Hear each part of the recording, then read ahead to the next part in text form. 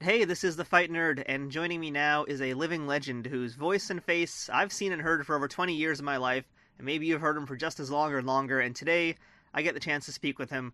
World-renowned commentator for WCW, WWF, and as of March 4th, the new voice of New Japan Pro Wrestling on AXS TV, good old JR, Mr. Jim Ross. Jim, how are you today? I'm good, Matthew. Thanks for having me on. Well, thank you for being here. Now, I am a regular listener of your podcast on Podcast One, and there's been plenty of times in the past that you mentioned doing commentary for New Japan, even just saying, maybe you just wanted to do a Wrestle Kingdom show again. Did you ever expect to be doing full commentary again for a pro wrestling company on a regular basis, let alone New Japan? Because I thought you were essentially retired from doing commentary. Well, I tell you, Matthew, pardon me, it had to be the right thing. It had to be the right product. I had several opportunities to re-engage my former full-time career as a pro wrestling broadcaster. I was reluctant to engage in weekly travel again, or more frequent travel. Secondly, I'm a little bit of a in-ring nerd.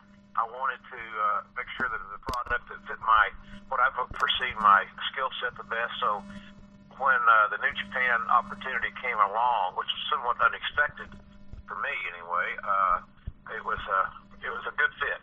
It fit us travel-wise. It fit what I liked about the product. So it was an opportunity that I just didn't want to pass up, and I'm really, really happy that we got our deal done, and we've already got 6 shows in the can, and excited about this Friday night at 9 o'clock Eastern, 8 o'clock Central to kick this thing off.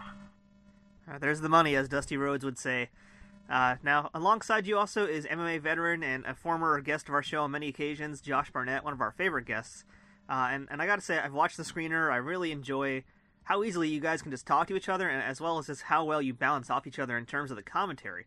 And I was actually very concerned about how you two would work in particular, just from your different backgrounds, but it's really great how perfect it actually is. What's it been like working with Josh, and what does he bring to the table for you as a commentator?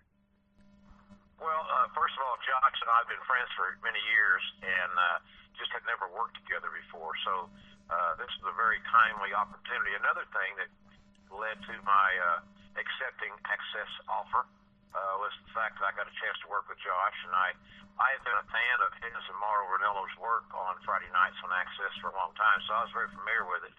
So that helped sell me that this is a good time and a great opportunity to get back in the game. But Josh brings a tremendous knowledge of the Japanese culture, little things like helping me through the correct enunciations of the athletes' names. Sounds like a small deal, but it's not. He's got great product knowledge after calling the New Japan product for a long, long time, So he's just really a cerebral guy. He's got a very learned, the Billy Robinson influence, Carl Gotch influence, all those things were great for me to experience and to interact with him. And, I never had any illusions that we were going to not have a good chemistry. I've worked with a lot of guys over the years, and I try to be a good partner to all of them and find out what they do best and what they prefer not to do, and stay away from that and migrate toward what they do better. So this is a real easy transition for me, and I thought, if you'd like the first show, which I'm happy that you saw it, I haven't seen it yet, but I hear it's being well received by those that are looking at the screeners.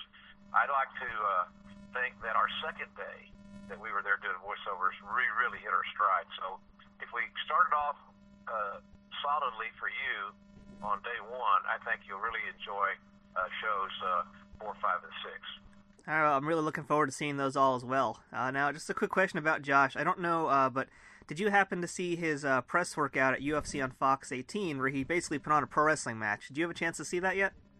Oh, yeah, absolutely. I thoroughly enjoyed it. It entertained me to no end. And, he's got a great wit.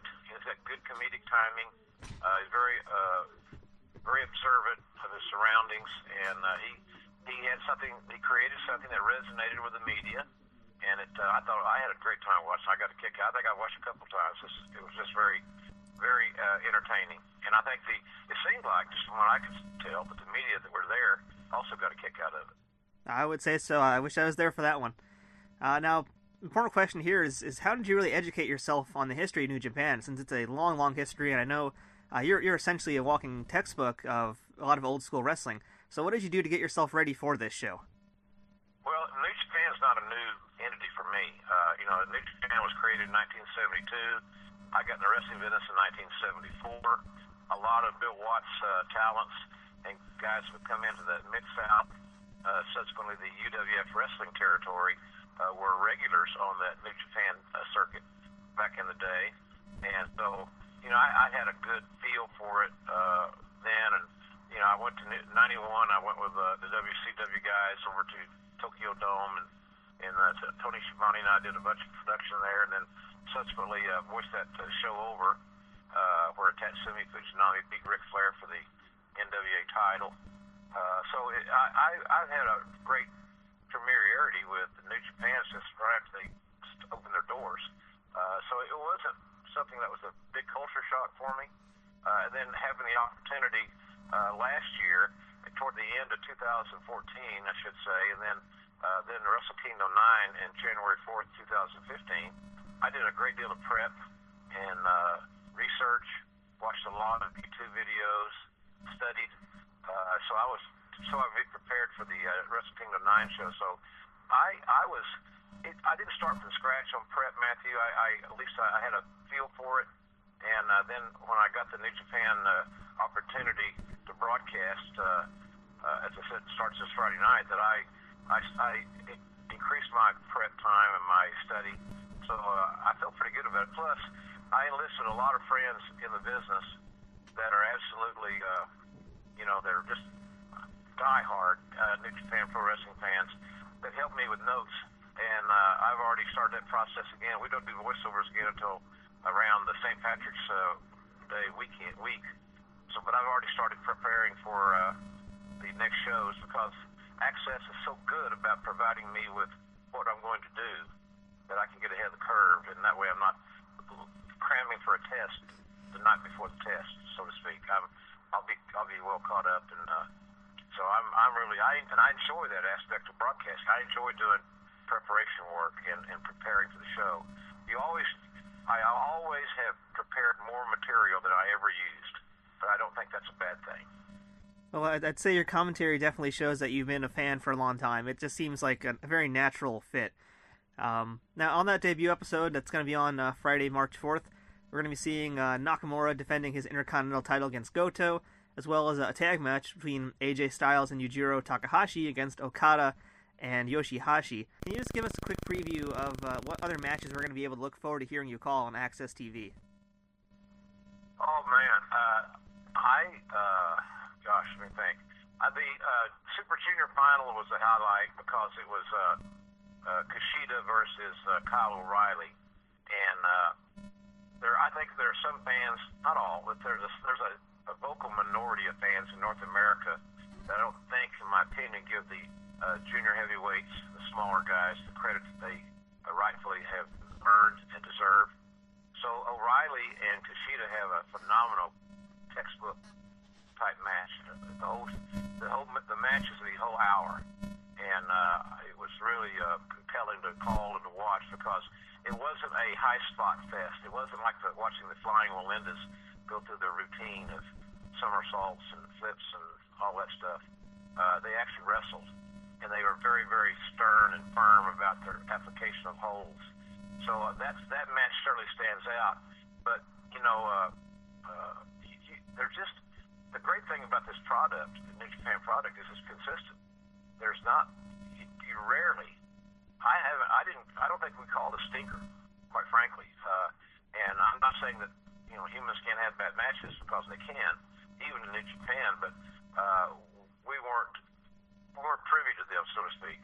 So, but the Super Junior final really stands out as a match that was really old school in its origin and its structure, and a very compelling viewing opportunity, I think. And I think our story that Josh and I told will fit it well. So that match really stands out as one that was one that I didn't expect to be as good as it was, for no reason other than maybe I had the same twinges of the same bias about the size thing. But I got into business in '74 at a junior heavyweight territory until Bill Watts bought in, and then he converted back over to bigger guys by and large because of him. It was. I'm not forward to those smaller weight guys. My favorite wrestler of all time was junior heavyweight. So I think that I think that O'Reilly and Kushida match is really, really stellar, and people should. That'll be, I think, in week 3 or 4. I'm not sure.